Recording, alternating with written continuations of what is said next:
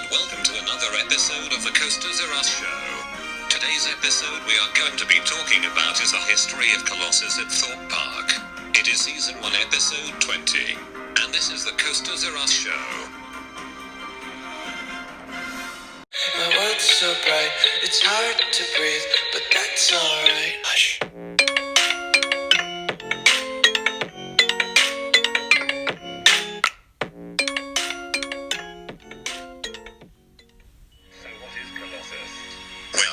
Colossus is a steel roller coaster located at Thorpe Park, in Surrey, England, UK, and the park's first major attraction. It was built by Swiss manufacturers Intamin and designed by Werner Stengel as an adaptation of Monte Makaya in Brazil, with consultation from Tussauds attraction developer John Wardley.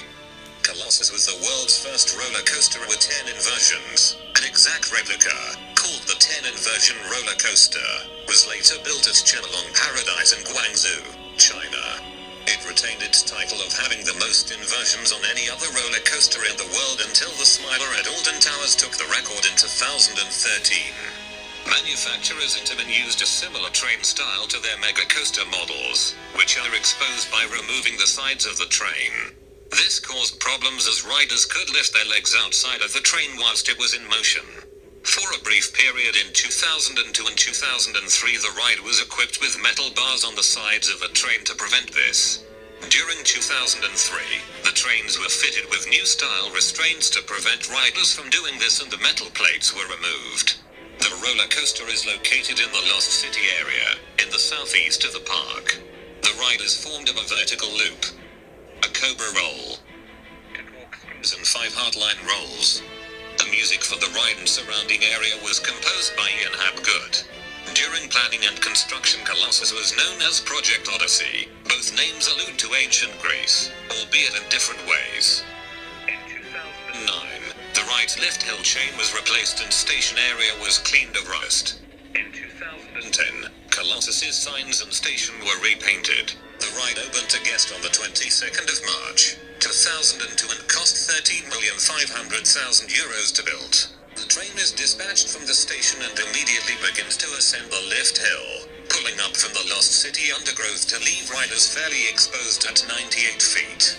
Disengaging from the chain at this point, the train sweeps around a descending twist of track to the left, performing a fairly rapid banked drop, and passes through a vertical loop left. The train then briefly traverses an elongated time hill that drops beneath the ride exit and gift shop to grant riders the experience of a hedge-upper effect, before pulling sharply upwards into a fairly intense cobra roll situated in a partially flooded pit, so as to allow other guests to observe the element and generate a more engaging visual spectacle to surround the attraction.